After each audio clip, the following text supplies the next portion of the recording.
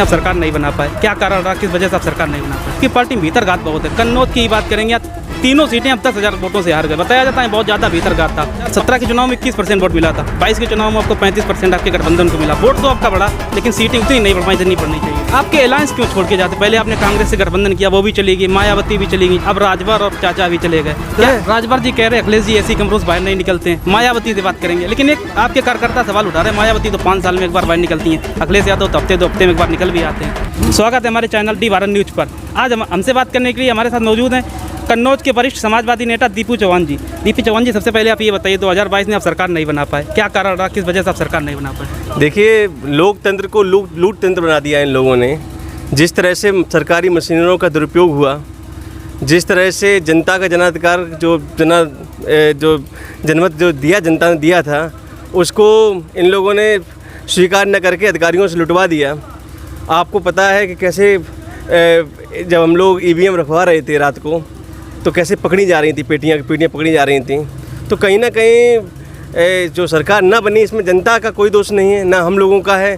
कहीं ना कहीं इन लोगों के जो अधिकारी जो वर्ग है, इसने जो भूमिका रची थी, हम लोगों के खिलाफ षड्यंत्र रचा था, इसके वजह सरकार नहीं बना पाए हम लोग। एक क्वेश्चन ये आ रहा है कि आपकी पार्टी में भीतर घात बहुत है। कन्नौज की बात करेंगे, तीनों सीटें अब 10,000 वोटों से हार गए। बताया जाता है बहुत ज़्यादा भीतर घात था, पार्टी के अंदर तालमेल नहीं मिल पा रहा था। देखिए, ऐसा है कि तालमेल ना मिल पाना या तालमेल मिल पाना, ये हर पार्टी के अंदर होता है। और जब 4 बर्तन होते हैं तो खटकते हैं आपस में, लेकिन ऐसा नहीं है। हम लोग सब एक हैं। समाजवादी पार्टी के जितने भी वरिष्ठ नेता हैं हमारे कन्नौज के, सबके सब एक हैं। लेकिन जिस तरह से आपने देखा, जब वोट खुल रहे थे तो कैसे विधायक प्रत्याशी चिल्ला रहे थे कि रिकाउंटिंग कराई जा रही, रिकाउंटिंग कराई जाए। तो आखिर रिकाउंटिंग क्यों नहीं कराई गई? मैं ये पूछना चाहता हूँ शासन से। रिकाउंटिंग करानी चाहिए थी, चाहे वो तिरवा प्रत्याशी हो, चाहे वो शिवराम प्रत्याशी हो, दोनों जीत रहे थे, लेकिन रिकाउंटिंग कहीं पर नहीं हुई। तो मेरा मानना है कि हम कन्नौज में सदैव एक थे और एक रहेंगे। 2012 के चुनाव में 21% वोट मिला था, 2017 के चुनाव में 21% वोट मिला था, 22 के चुनाव में आपको 35% आपके गठबंधन को मिला। वोट तो आपका बढ़ा, लेकिन सीटें उतनी नहीं बढ़ पाई जितनी बढ़नी चाहिए थी। देखिए, 1 करोड़ वोट हमारा बढ़ा है, 1 करोड़ वोट। और आप पूरा ओवरऑल यूपी में देखिए, निकाल कर रेशियो देखिएगा, तो आप देखेंगे कि 1 करोड़ वोट तो हमारा बढ़ा है। लेकिन कहीं ना कहीं जो ईवीएम का मामला था, या फिर प्रशासन ने जो वोट नहीं डालने दिया, प्रशासन ने जो खुलेआम लूट की, वो भी जनता से नहीं छुपी हुई है। आपके अलायंस क्यों छोड़ के जाते? पहले आपने कांग्रेस से गठबंधन किया, वो भी चली गई, मायावती भी चली गई, अब राजभर और चाचा भी चले गए। क्या कारण है, टिक नहीं पाते आपके साथ में? देखिए, जो स्वार्थवादी लोग होते हैं वो समाजवादी कभी नहीं हो सकते। और जो स्वार्थ से जुड़ते हैं, जो पैसा कमाने के लिए आए हैं, वो कैसे टुक सकते हैं?